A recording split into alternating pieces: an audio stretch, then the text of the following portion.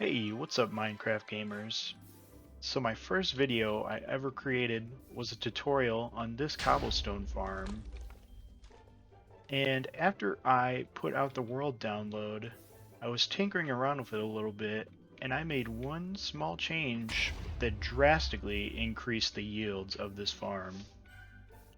For those of you who are familiar with the farm, I just added a repeater right here. And let me explain why this made such a big difference. While blocks are being pushed by a piston, they get a significantly reduced blast resistance. And so, by syncing the timing of my pistons with the explosion of the TNT, I'm blowing up significantly more cobblestone blocks per TNT explosion.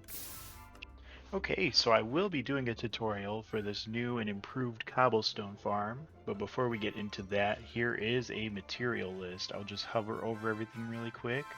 The smooth stone is just solid blocks, you know the drill. The mangrove root can be swapped out for copper grates, but not leaves for the most part unless you know what you're doing, because you can't place redstone on leaves. And we have 7 counter items. Those are going to go in your counter. And TNT to fuel the farm. So to start, you're going to want a place that's going to catch all of your cobblestone drops. Okay, I'm not going to like go through a block by block tutorial here, but what I've done here is, here's our center point where everything's going to get flushed to. I've gone out 8 blocks in each direction, poured water buckets all along the sides, and I placed a block here and a water bucket on top, and that is a very simple catch basin, and it won't lose any cobblestone. Like, this thing is massive. Okay, so here's our center block, and we are going to go up 14 blocks from here.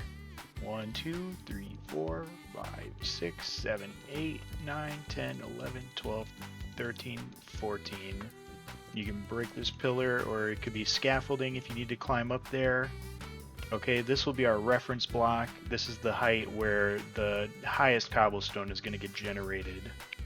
So from our reference block, we're going to come out 1 and we're going to make a ring around the block. And break that block right there.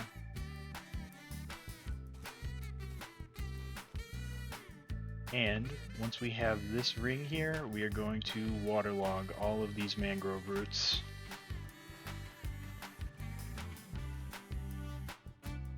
Next, we can install the TNT circuit. So we are going to create a ring of blocks around this block, leaving this corner out, and we're going to break this block.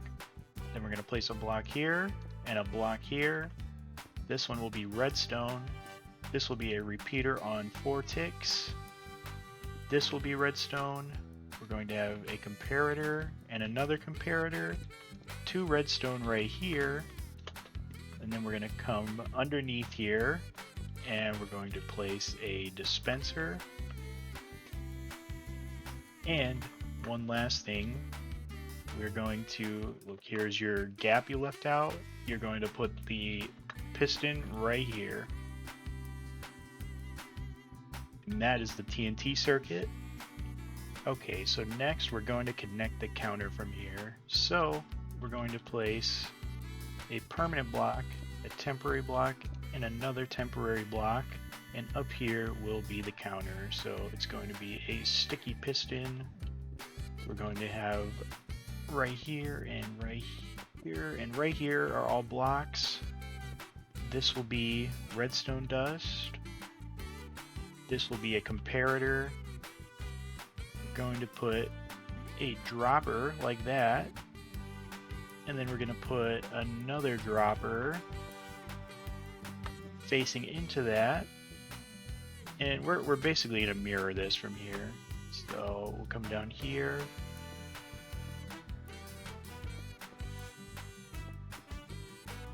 same setup. We're going to put another comparator here, another redstone dust here.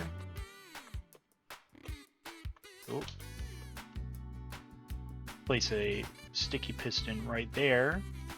Now we're going to put a redstone block on there, and we're going to put our 7 counter items in.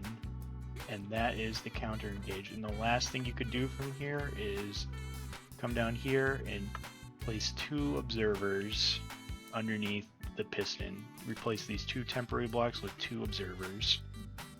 So next we're going to be working from the dropper side of the counter. We're going to place a temporary block there, and then another temporary block there. We can break this one immediately. I mean, we can break them both immediately, and then this block will be permanent. And then we're going to place this shape. Alright, this is going to be a redstone torch and a repeater, and then a piece of redstone.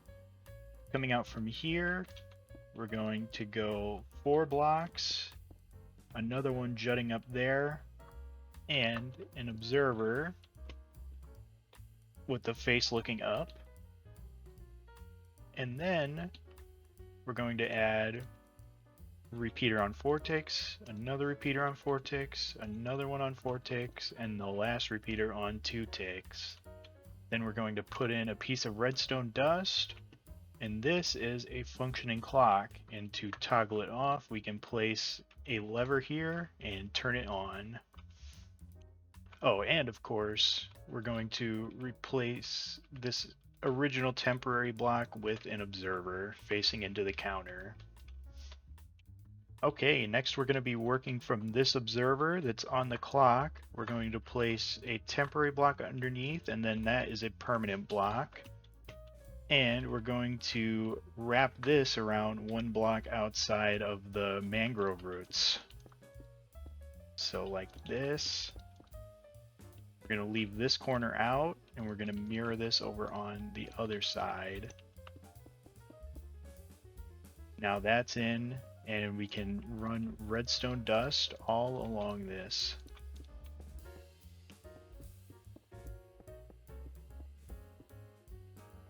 Now underneath here, we can put pistons only on the sides of the mangrove roots, not on the corners.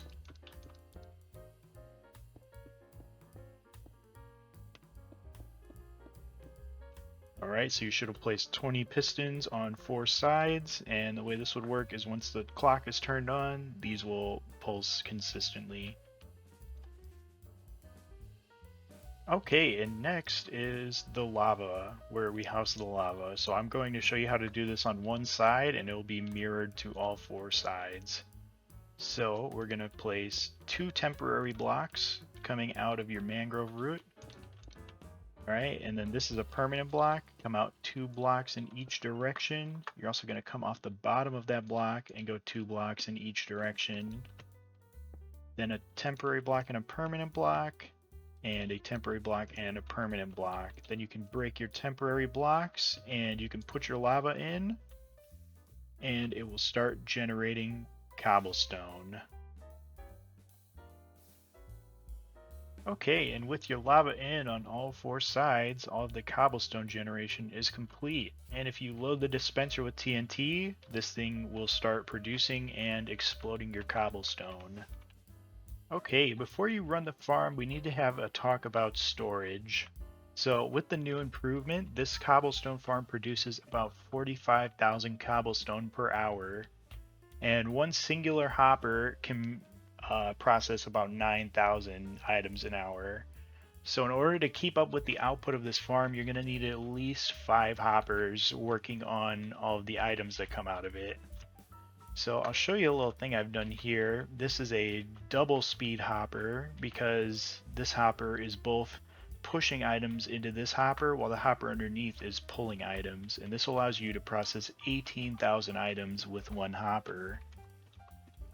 Alright, we'll go over everything really quick so you can copy the parts you like and do your own thing for the parts you want to do your own thing for.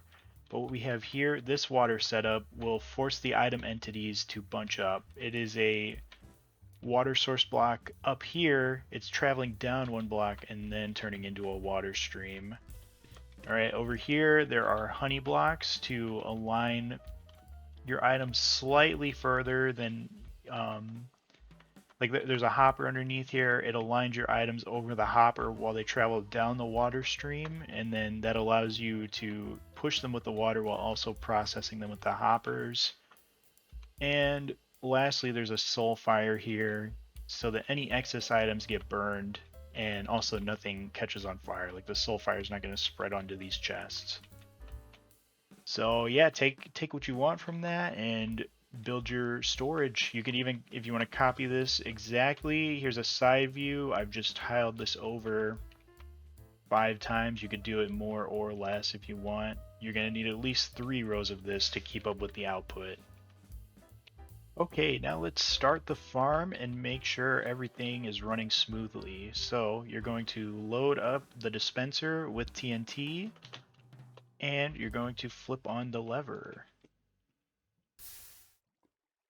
It's generating cobblestone now, and soon it's going to drop a TNT. Here's our TNT. Look at that, look at those yields.